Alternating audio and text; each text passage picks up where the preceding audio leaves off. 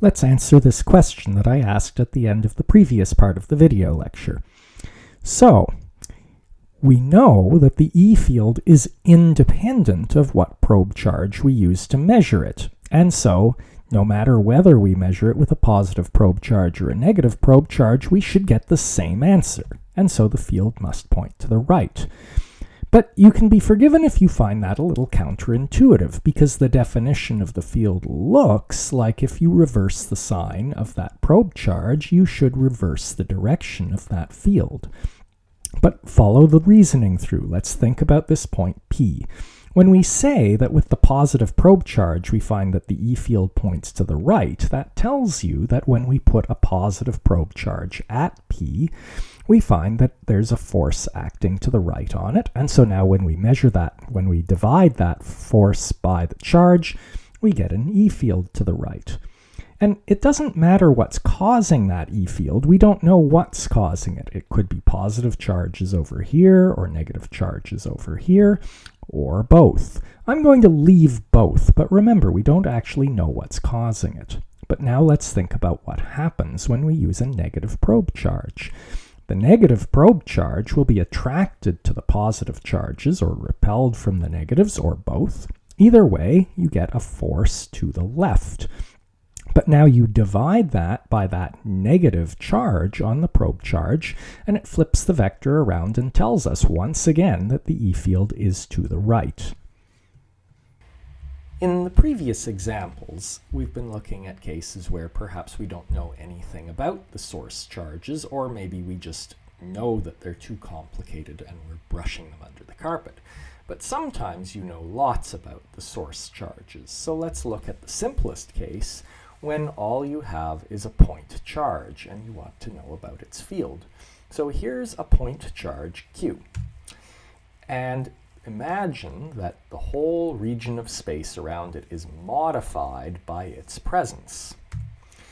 We say it is the source charge for a field. Now, if we're thinking about it as a source charge, then we're not interested in the motion of this charge Q. We are thinking of it as the source of a field which will affect the motion of other charges that we may be interested in.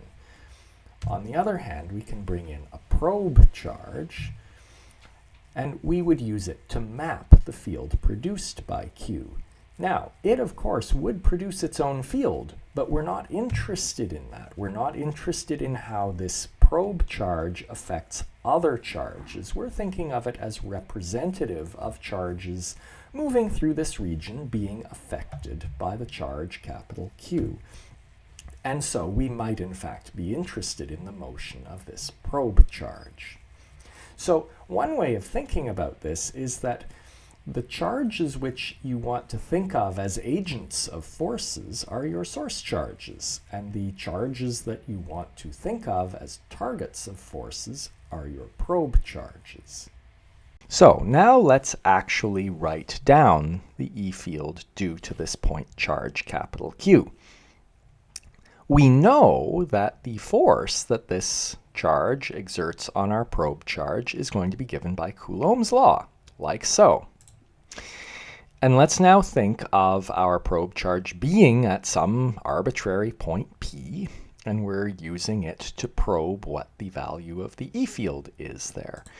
And so we can work with our definition of the E field, that it is just the force on the probe charge divided by the probe charge's charge.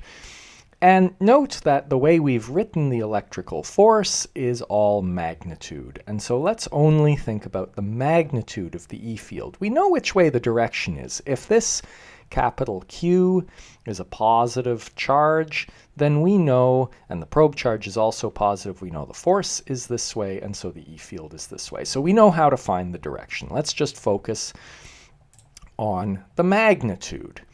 So I've dropped the vector symbols and I'm saying magnitude of Q probe here.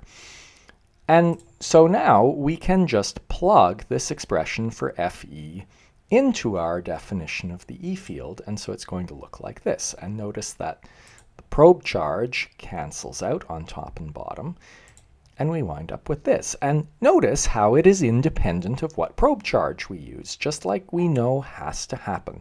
So this is now the E field due to the point charge Q, and this would exist everywhere in space around it, and it's a function of how far away we look. So to finish up this lecture and to help conceptualize E fields, I'm going to spend some time drawing them. We'll spend most of next lecture calculating them.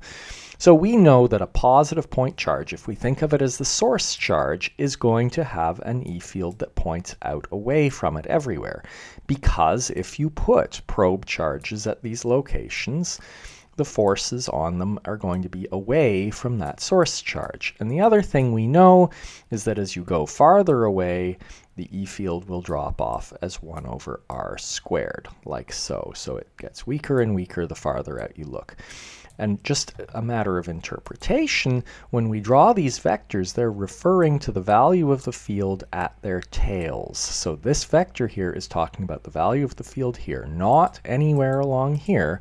We would have to draw more field vectors to show the value out there. And the last thing I'll do is just show a drawing of a field vector due to a pair of charges. So here you would have the E field due to this positive charge, which would point out away from it. And the point I've chosen is about the same distance from this negative charge, but the field vector due to it would point in towards it. And now you just do a vector addition, just like we did all the time in Phys 1101, like so. And so you get a net field vector that would point, in this case, straight down like so. And you could go ahead and you could do this at all points. Well, it would take you an infinite amount of time to do all, but at many points around here to give an idea of the shape of the field.